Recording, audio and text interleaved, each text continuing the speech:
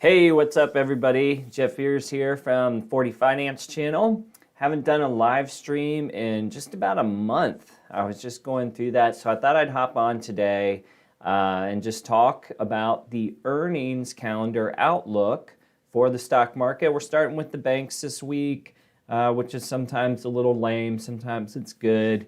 But looking ahead over the next couple weeks, I think things are going to get pretty interesting, and that is mostly because we still see with the market, we had a little bit of a dip, if you will, a few weeks ago, into last week actually, and yet things are bouncing right back up. So Delta fears have kind of come down, interest rates sort of stabilizing around 1.5% on the 10-year. So now we're starting to see things tick back up. Some of those growth names that had a small discount just a couple weeks ago are now right back where they were. And so you kind of have to think about what is going to happen for the rest of the year. And I think that this earnings season will tell us a lot about that. So that's what I'm talking about today. As always, you guys can leave a comment, and I usually get to everybody. Mohammed's in there. Great to see you too. And yeah, so let's just kick things off. I was on, get this camera set up here. I was on StockTwits today. Not a site I normally spend a lot of time on, but I really like their earnings calendar, to be honest with you. And here we are in October 2021. This is today. Yesterday we had JP Morgan, Delta, some other names, BlackRock, etc.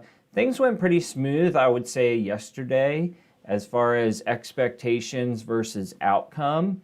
TSM, which is a stock that I hold, had a really good earnings report. Unfortunately for them, they have the cloud of political risk, right, with the China flyovers and the things that are going on there that really weighs down TSM because they are cranking on their business results. I was really happy to see it, and they kept going with their dividend and everything. But unfortunately, if you are in TSM like I am, you're going to wake up every day and have to read the geopolitical headlines, or like I'm doing, just walk away and hope that this business continues to crank out.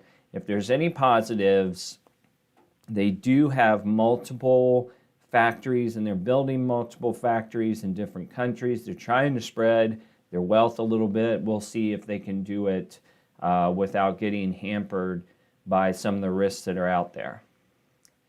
What do we have after the bell today, just out of curiosity? Scrolling down. Nothing that I really would follow here. Duck Creek Technologies, Bank First. Yeah, nothing really there. This week isn't big for me. If you follow financials, it's a big week for you. Goldman Sachs tomorrow, Charles Schwab, PNC. But generally speaking, this first week in the financials is kind of a nothing burger in terms of stocks that I follow. Let's get ahead into next week. 18, 19, 20, 21, 22. And Monday, what do we got? Steel, we got some oil coming in, so that'll be interesting. The first one that probably I care about, if it loads here, is Tuesday the 19th. Netflix, you guys know that I was a big proponent of thinking about adding Netflix to your portfolio when it was in and around 475. It's finally taken off, and I'm not sure how much gas is left in the tank at 632 over the short term, but what we are seeing with Netflix is a lot of the concerns about competition. Can they hang with Disney? Can they make good shows? Those have been washed away. They are cranking out content. If you are a Netflix subscriber, you know this already. And I really like the setup. I'm going to sneeze here. Excuse me. Sorry about that. Wish I could push it like a mute button or something. But allergies are really bad here in October in Cincinnati. The pollen and the leaves blowing around. Unfortunately for me, I'm a big victim of it. Always September, October, man, I get hammered with that stuff, but it eventually goes away.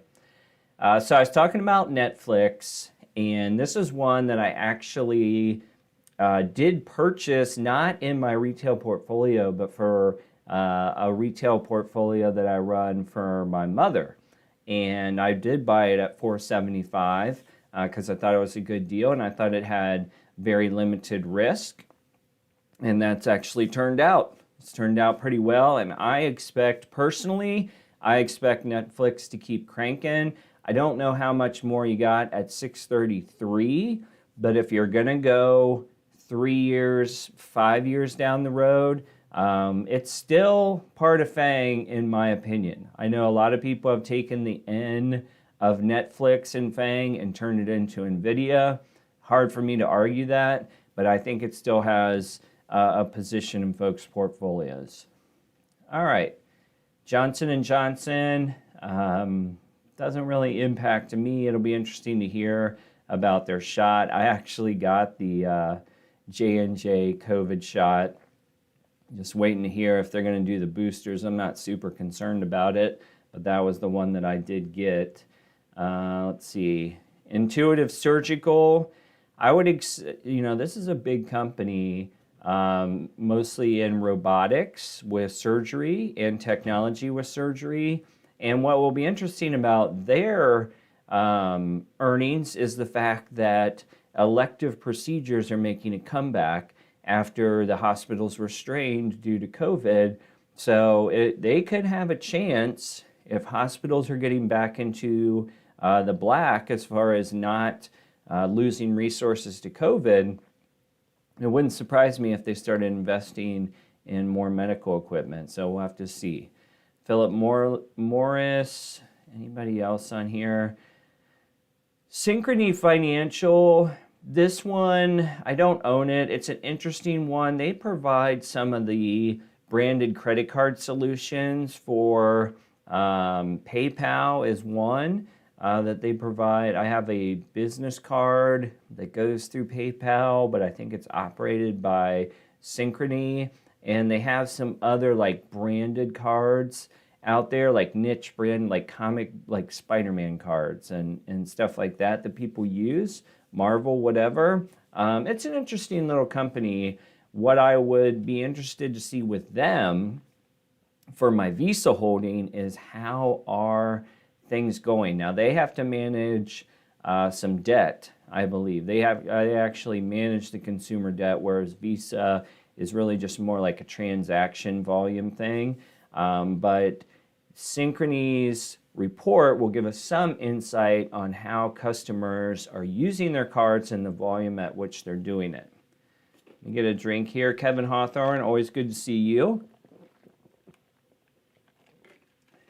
Mohammed, just reading off his question. I'm currently looking for a good growth stock at a good price. Any stocks you recommend? That's a tough question because me being someone who thinks that the market is a little overvalued, that's what this earnings report I think is going to be, or excuse me, this earnings season is going to be big to tell us which way things are actually going. From a growth stock perspective, I can tell you there's only a couple things I've been buying, and that is Zillow, which has taken a hit recently. They have strong double-digit growth projected for the next 3 years or so. And then I bought into Magnite, but also the Trade Desk is another complementary play. Both of those aren't necessarily like new stocks that no one's heard of, but those are really the only growth ones that I've been buying. I was answering some comments today, and the fundamentals don't necessarily support it, but it's interesting to me that DraftKings has remained flat. Year to date, they've had some ups and downs, but if you go back to January, they're at 52. Today, they're right around 50. the breakout scenario is more states coming online. Their quarter three earnings is going to be like grab some popcorn to figure out, are things continuing to go the way we think they are? And hopefully they are, because I'm in big on DraftKings. So those are just a couple names that you could research on your own. The problem with DraftKings is not a lot of fundamental support. I think trailing 12 months price sales is like 15, which isn't terrible, but it's going to take them a while to churn a profit. All right, where were we at here? Wednesday the 20th. And here, Netflix, you can see, starts to kick off things that are more interesting, at least in my world. So don't forget that I mostly follow consumer discretionary, technology, and I'm forgetting one. Consumer discretionary, technology, and chips to some degree as well. So that's like my wheelhouse. Okay, when you put all those, anything that has to do with the United States consumer, I'm interested. I also like tech, and I also like, the blending of the two. So Zillow, for example, would be a blend of technology, potentially, disrupting, so to speak, an industry, but it's also driven by consumer activity. So that's right in that wheelhouse of stuff that I like to follow. And with that, you can see that on Wednesday, we start to get some interesting names. Tesla, the whole world will be watching that. Can they continue to hit their targets? And we've already seen some warnings about chip chip availability for companies like Apple. I think Elon as well came out last week and said, look, chips are what they are. We're doing the best we can. That's fine. And I think Apple's in the same place. That's fine. But you could see some temporary pullback in those names if they start to say that the guidance for the end of the year is not going to hit expectations. Verizon, Las Vegas Sands, sort of interesting on that one because it's gotten its butt kicked with some of the other Macau stocks. So it'll be interesting to hear their outlook on the future. Not one that I hold, but just calling it out. Discover, this would relate in some terms to Visa. And I think that's about it on the ones that I would care about. Let's take a look at Thursday. Snapchat. Mohammed, Snapchat is one that I have my eye on. I don't necessarily think that $75 is the best price, but if you get into their investor report and start looking at their VR, AR kind of world that they're molding together, it's pretty interesting. And I don't know the name of the artist, but they just did some VR, AR concert with a well-known younger artist, and apparently it drove big numbers. So Snap is on my list, I will say that. I'm just waiting for the right time, which I haven't seen yet. Intel. So Intel's, what many would argue, is a undervalued stock. What we need to keep hearing from Intel is make it to the finish line, right? You're talking about building things, you're talking about doing things, very profitable company. They have stumbled over the past 2 to 3 years on what they've said they were going to do versus what they actually did. Chipotle, great. Chipotle is a great barometer of consumer activity. It'll be interesting to hear some things out of Chipotle, most notably, in my opinion, labor shortage, pricing, and margin, and then the outlook on those two topics for the next 6 to 12 months. Anybody else here for me? Not necessarily. Boston Beer is interesting for me from the background because I own Molson Coors, and Boston Beer got saddlebagged with declining seltzer demand. And funny enough, Molson Coors, the stock that I own, they were criticized during the pandemic for being behind on servicing the seltzer customer. They ramped up a bunch of operations, and now Sam is saying that seltzer demand is fragmented across several brands, and it's not nearly in demand like it was. So, sort of interesting. Ally Financial, my retail account is in Ally Financial. I don't hold the stock, but I'll be interested to see that. Fridays are usually mixed. They're always all before the bell. You've got Cleveland Cliffs, which you could make the argument that they have a lot pinned on the infrastructure deal if we ever get it. They basically make the components of steel, and they don't make the steel. They make, like, I forget what it's called, but basically the metal nuggets or whatnot that go into steel. Company's been around forever. So listening to them talk about demand in the industry always gives us some insight into other companies. American Express, and that's about it. So that is through 7 days, basically, from now. That's who we got. I'll say Snap, Tesla, Netflix look like the big ones. The week before Halloween, we start to get even more interesting. So Facebook on Monday the 25th, after the bell, that will be good. Las Vegas Sands. The 26th, you have Enphase. Solar is in a very weird spot. I've talked a little bit about solar lately. Most solar stocks are running ahead, in my opinion, on a valuation scale.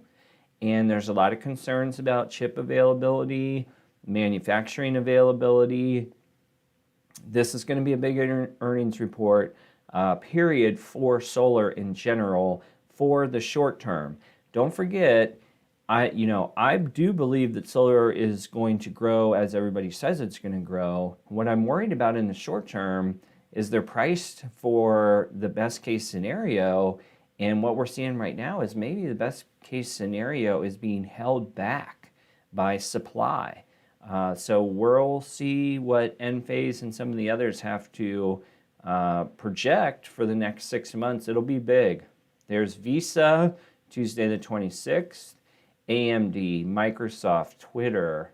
Is that all showing up here? Google, Robinhood, First Solar,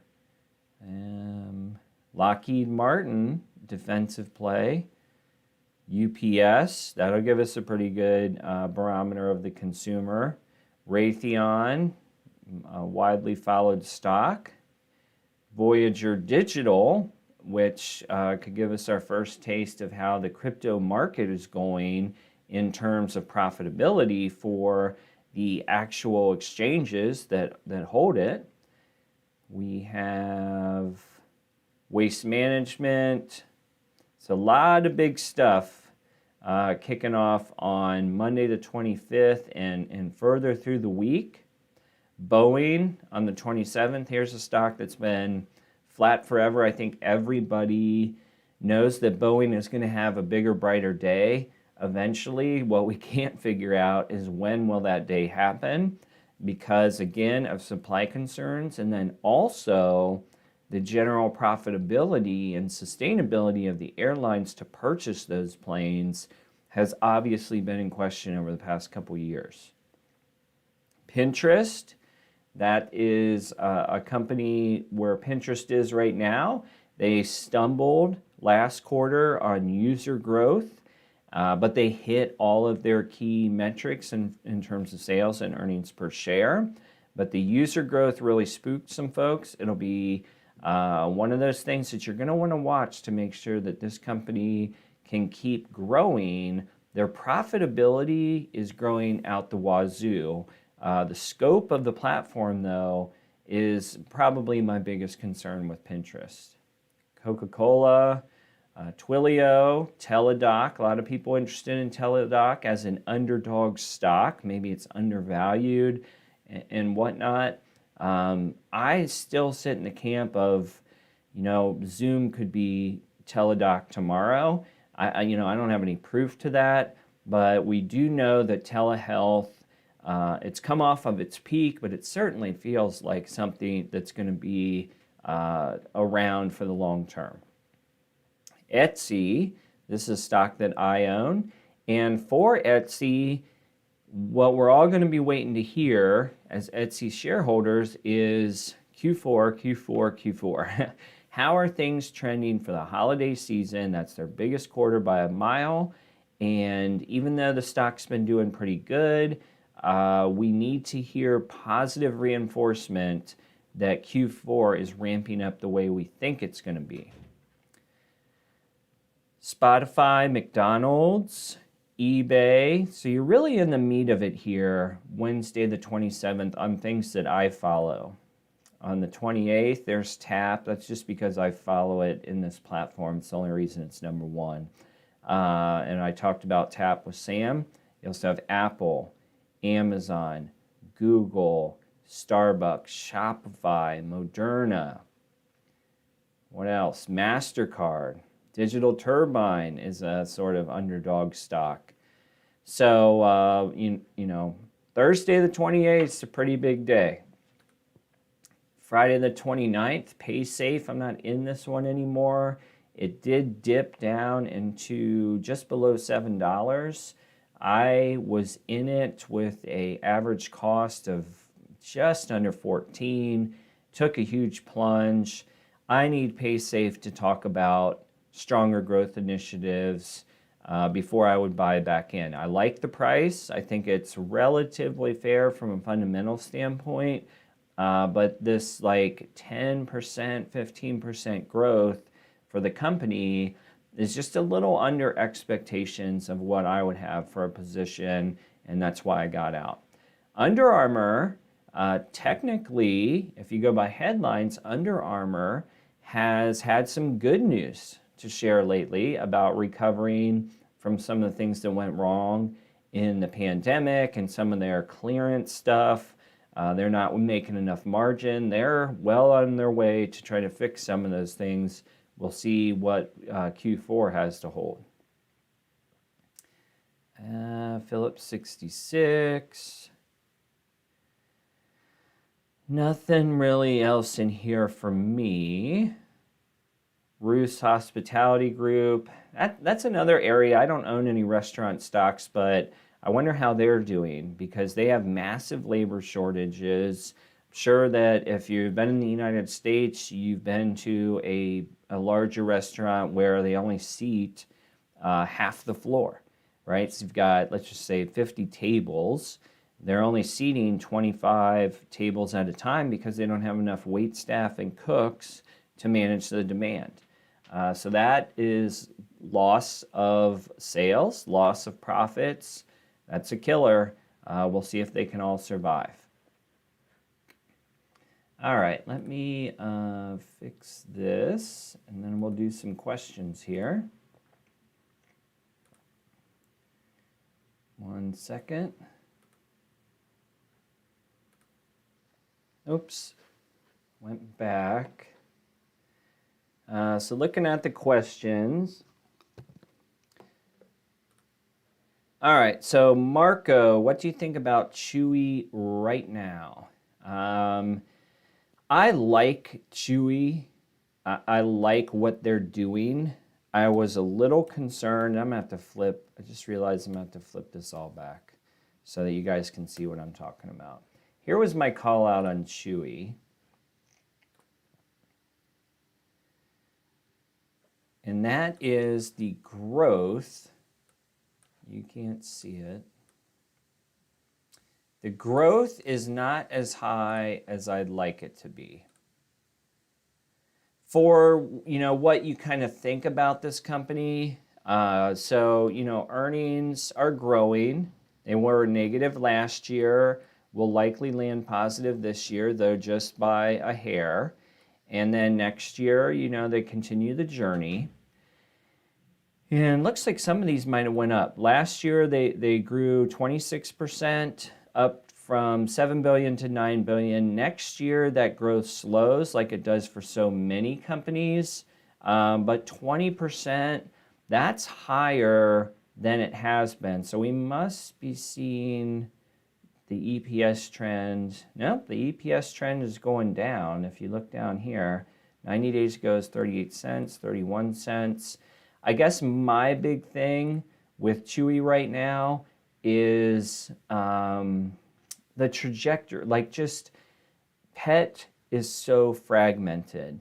When you think about the grocery store and you think about what Amazon offers and how Target and Walmart are catching up to them, I do worry about sustainable growth for Chewy. The super bright side is that now they're starting to become profitable. And the research that I did on them, this was like 6 months ago, the one thing they have going for them is corporate, I don't want to say corporate accounts in the sense of like GE, but they have business accounts is a much better word. Business accounts, like, I'm just going to say like a zoo, but maybe not a zoo. Maybe it's an animal shelter, maybe it's a pet store. I don't know what it is, but they feed, they're on these corporate/business accounts where they're selling huge lots every month or week or whatever to these places that take care of animals. And there's a lot of these places out there. I like that about Chewy, that they've gotten into servicing businesses a lot more than trying to pick off one or two retail customers, because I think that that's a grind. And I do think that that's very competitive.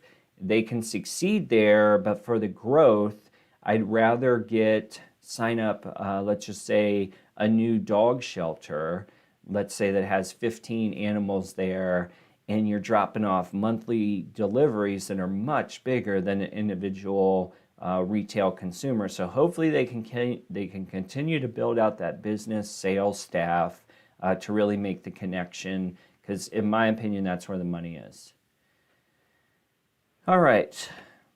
Mohammed, by the way, is AMD considered a growth stock? Yes, they are. They are.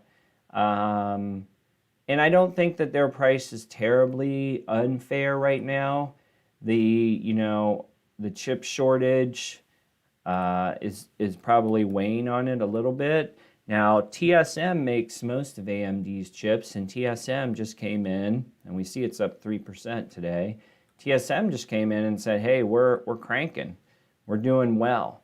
I loved AMD, right around 100 if you buy it in the short term. But now that things have, let's see where this was. September 27th, 102. I thought that was a fair price, and I was really considering it. The only problem is the market went back up. But if you're in AMD right now, let's just say you bought in at 60 or something, I wouldn't see any reason to sell AMD. If you're starting a new position, as we look at the EPS here, probably going to land at 249, which is double up from last year. Next year does slow, so just know that. You can expect a little stuck in the mud action, because you're going to go from 60% to 17% for 2022. So that's not terrible. That's double digits, but just know that this sort of NVIDIA like immediate roller coaster up, you may not see it with AMD, and that's something that you have to keep in mind. But if you're in it for 5 years, yeah, I think they've proven themselves time and time again. All right. Let's see. Look like the bull market. This is Terracina. Looks like the bull market is taking the market back. I agree. Do you think there will be a major correction crash after S&P 500 past 4,500? So I don't have a date or a, I guess, a target that it would happen. I really am playing conservative on my end, and it's been hard to come out and find genuinely undervalued stocks with growth potential. And the harder it is to find it, the more I've just been hanging on to my money. Now, I am not selling. I have stocks that I would sell if they hit certain prices, but unfortunately, the stocks that I would sell out of have not benefited as much from the bull run. So I mentioned TAP, right? TAP, I could see that stock getting to $60 with a couple more good earnings reports. Then I would probably sell it. I don't think that'll happen in the short term, but we'll have to see. I would sell Smile Direct Club, which I'm down about $1 on. I would sell that if it ever got the run up that people hope for on the short squeeze. It has not come close to that so far. Rocket, I'm not super interested in selling Rocket for the short term, but it also has short squeeze potential. So if it shot back up to the 30s, like it did for literally a day in February, I'd have to consider that. And if DraftKings, as much as I love DraftKings, if it got some super crazy bull run, I would consider taking my profits on that for something that just has stronger fundamentals in case there is a downturn. So all the stocks that I mentioned, I think when the price hits a certain point, the fundamentals aren't there. And I would be happy to take my profits and save the money for a more fundamental play. We'll just have to see if that ever happens. Let's see. Krishna, do you expect airline stocks to grow? That's a good question. I don't specifically follow airlines because they're basically like a commodity. And what that means is they're sort of brand agnostic at my level of travel. So if you think about it, if I want to go to California, right, at a certain day and a certain time, I don't really care which airline I use. I don't anyway, as long as the availability is there and the price is fair. Let's see what people are saying for Delta. This is sales projections, revenue projections, up 67% this year, so from 17 to 28. And then next year, add another 43%. And on the EPS side, getting into profitability, but this projected EPS for next year of $4, you know, that's an EPS, a forward PE of 10. Let's go historical to try to figure out where this one's been trading at. Forward PE, you can see right there, is 10. And if we go back a couple years pre-COVID, airlines were trading, or Delta anyway, was trading under 10. So I would say if you bought Delta today, you need to, you're basically asking the stock to outperform expectations, which certainly does happen, but you're going to pay more than you historically have. You can incorporate interest rates or whatever you want in that calculation, but it's not a huge growth. Let's see what America's doing, or American Airlines doing. They're right about the same page on revenue. Let's see, revenue estimate. So Delta was plus 43, they're plus 41. So that's right in there. I know that Southwest is under a lot of pressure lately because they've done some cancellations. Let's see, their projection is spot on too. 72% this year, 40% next year. These will probably change because of their cancellations. So, you know, as I look through a couple of these, here's a discount carrier, JetBlue. I mean, everybody's coming in at the same level. So JetBlue, if they hit next year $1 per share, right? That's a forward PE of 15, and that's with me rounding in favor of them. This year up 100%, next year 37%. So you just click around the industry and it looks like next year's 40%, right? And it looks like If you go to earnings, while these companies will transition back to profitability, I wouldn't say they're on sale by any stretch of the imagination. So just be careful. If you're going to get into travel, if that's your thesis is travel, which I have an interest in travel. Right now, the only thing I own is Sabre, which I'll show you real quick. It's an intriguing play, stock under $20, but I'm not making any promises that it's going to go crazy. $12 stock, I believe that the, what's the word I'm looking for? Fair value and Morningstar. I might have that on here somewhere.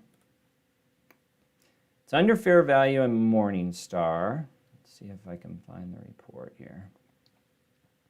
And this is back to August. By the way, I have all these special reports and stuff because I'm a premium member on Yahoo.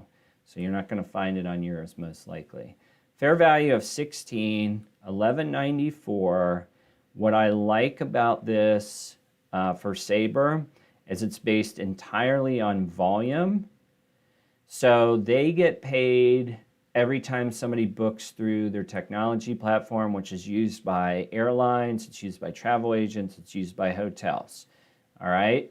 So if you want a cheap travel play with more risk, I would say, than some of the others, Sabre is a candidate at an inexpensive price. I would sell my Sabre at about $20, and it could be another year before it gets there.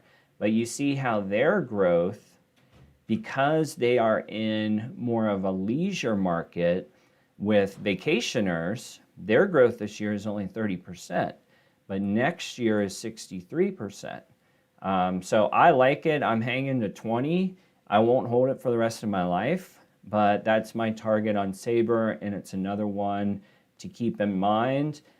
With Sabre and I would say companies like Hilton and Marriott, you're getting away from commodity aspect that I mentioned on the airlines, and you're starting to get into brand and technological implementation. So in Sabre's case, it's not so much a branding play, it's a play that they are implemented into all these partners that they have, right? They have XYZ airlines already built in. Those people are not changing.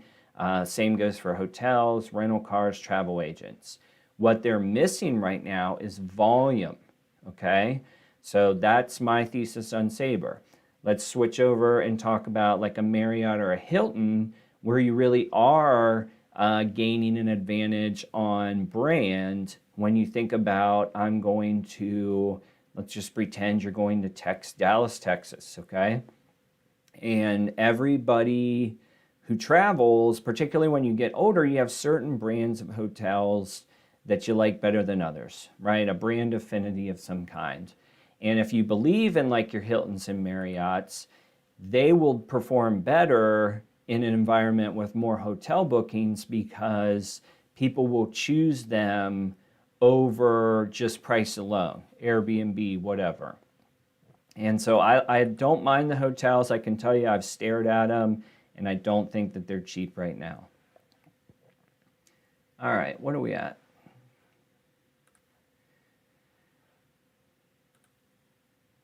Let's see. AF Alam, companies making $1 billion every day. Party is on. All right. Greatest Biden and Trump for paper market. Okay. And he's saying buy, buy, buy. So we have a bull in the house. Chest ads here. He has ALK. I missed that one. He has Alaskan Air. So let's look at that. Chest ad is someone who pops in on these live streams quite often. Good to see you, by the way. Let's see if their projections are any different than what we saw from the others. Now, right off the bat, and I'm going off memory here, we have, if they hit 519 next year, they're going to be right in the PE of 10. We'll take a look at their historicals in a minute. Up 80% this year. And they're also in that 40% revenue growth projection. So it feels like that projection is industry-wide. I would guess that Alaskan Air has is going to be a little bit more than just a straight commodity, because I'm guessing that they dominate Alaskan travel in terms of not only the destination from the air, but without knowing the company, I know that things like Alaskan cruises and such are very popular in normal times, so they might have an advantage there. Now, if we go to forward PE, today about 1147, right on the nose of where they've traded recent years, or let's just say normal years, since it's so hard to find normal years anymore. But, depending on when Chestad got into this, I would say the stock's probably about flat from here in the short term, unless projections change. However, looking at a 1-year chart, if you were someone who purchased it, let's just say in January, you're at 50. If you're smart enough to get in last Thanksgiving or pre-Thanksgiving, you got in at 38. And then the other side of the coin is, what happens if you hang on to it for 5 years? So let me, what I really wanted to see was what kind of EPS they were producing back in the day. So that's where this PE is not going to help us. Let me just look at Seeking Alpha here real quick, because they do a good job. This is just another way to look at valuations.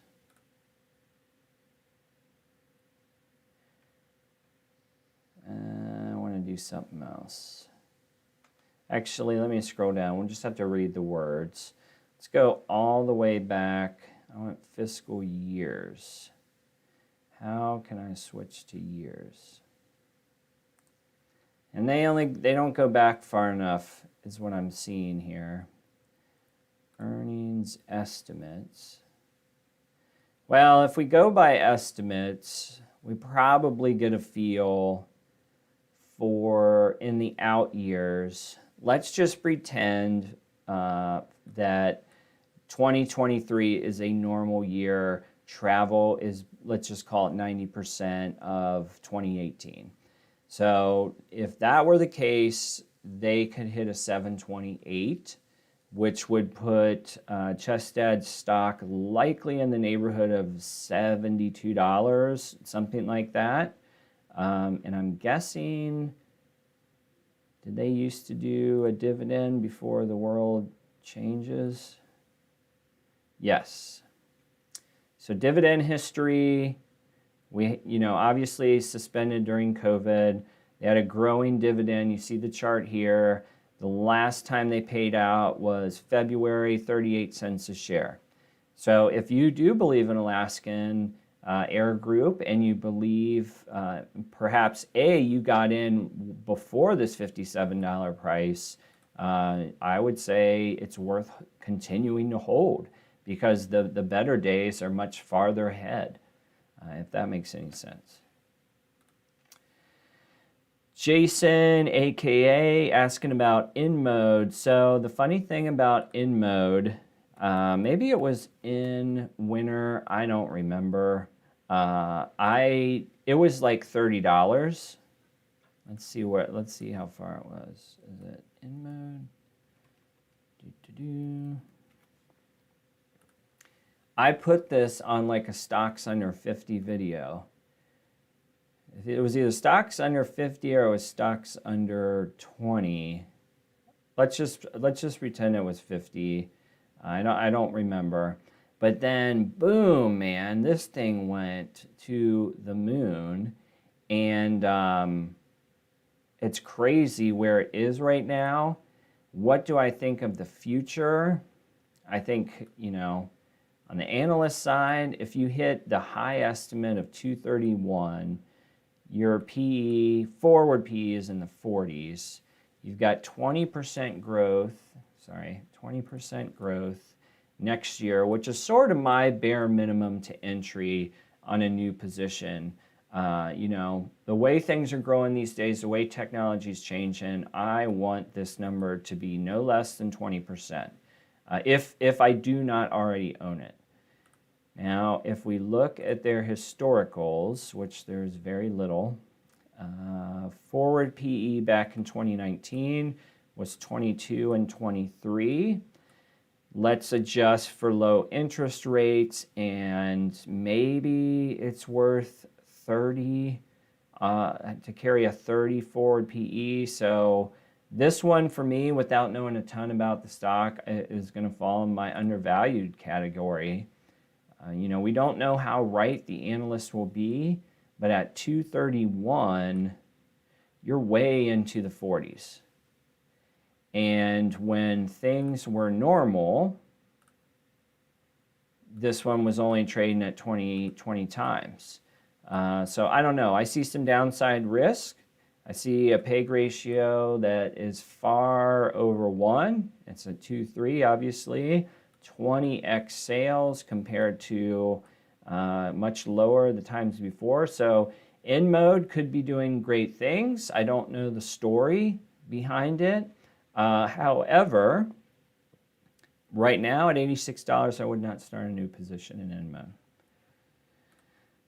All right, Jordan, just joined the stream. Have you gone over WBA? I haven't. I was just talking about I don't do much in financial. Oh, that's Walgreens. I was thinking it was, I thought you were going to say Wells Fargo. Excuse me. Let me get the bullet point version, which is always available here at Seeking Alpha. WBA. So much easier to read their little snippets. Double stake. Provides good guidance. Here we go. All right, so this is the company press release. Revenue of $34 billion, minus 1% year over year, beats by $870 million. Non-GAAP EPS of $1.17, beats by 15 cents. GAAP EPS of 41 does miss. Our fourth quarter and fiscal year results exceeded expectations. Strong performance in core business. Comparable pharmacy and retail sales saw good growth. I remain proud of our team members' commitment, blah, blah, blah. Role of the pharmacist and local pharmacy is now more vital than ever. Okay. So, sort of good, you know, great on the revenue line. From a valuation standpoint, these numbers I'm not so sure about. Price is 50.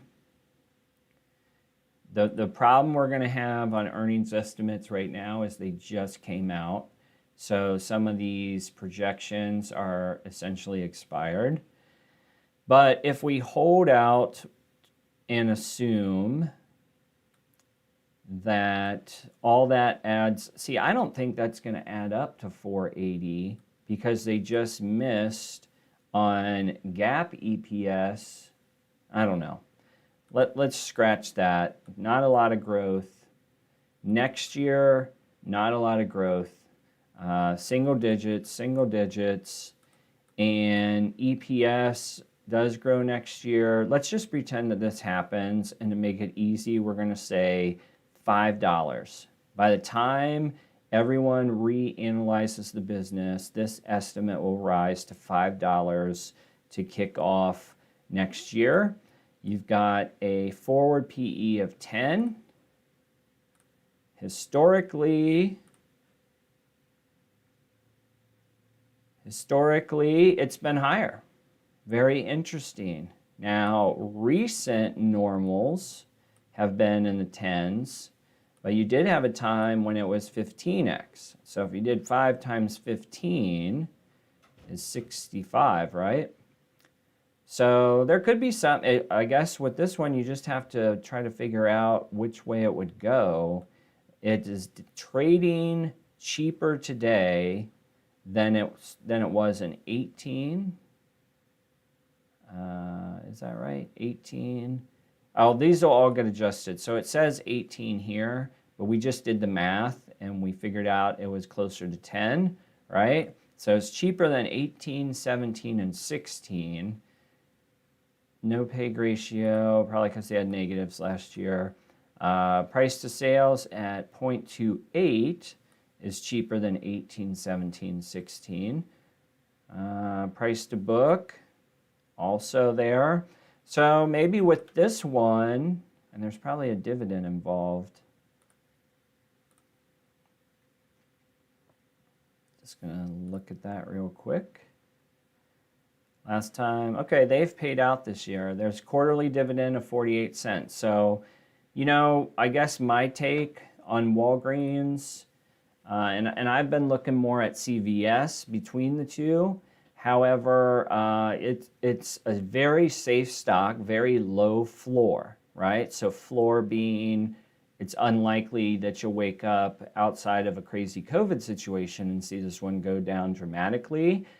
For my particular situation, the growth rate is not high enough, but you factor in the dividend, you hold it for 10 years, you're not going to lose any sleep, that's for sure.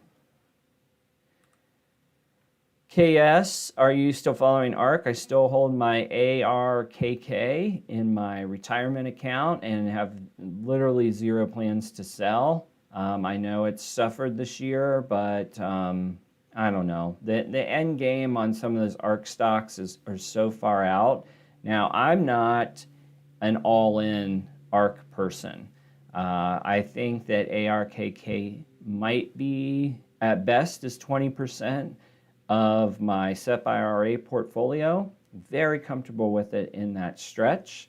And I probably would not have it eclipse the 20% spot. So I'm comfortable with it there. Most of their stocks have long-term thesis. Hold on. Sorry about that. Most of those stocks have a long-term thesis, and that's what you have to keep in mind. So yes, I'm holding. Chestad says Alaska is my go-to airline. If I fly, I try to use them. Makes a lot of sense. KS says, what other ETF do you like?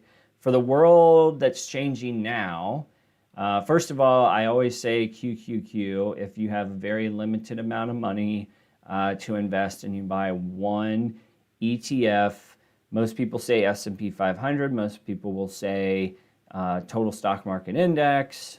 And there's you know, lower floors with those, but I personally would buy QQQ.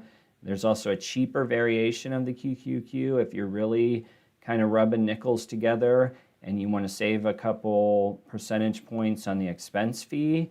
I like the full volume of QQQ and the way that the price changes so quickly.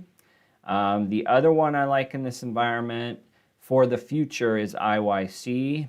It's consumer discretionary. I think that world has taken an obvious hit, but I do like the rebound case over the next few years. All right, guys. You hear my phone ringing. I got people trying to catch me, so I am going to bail, but I really do appreciate everybody coming. Thank you very much, and we will see you on the next video. Have a good day.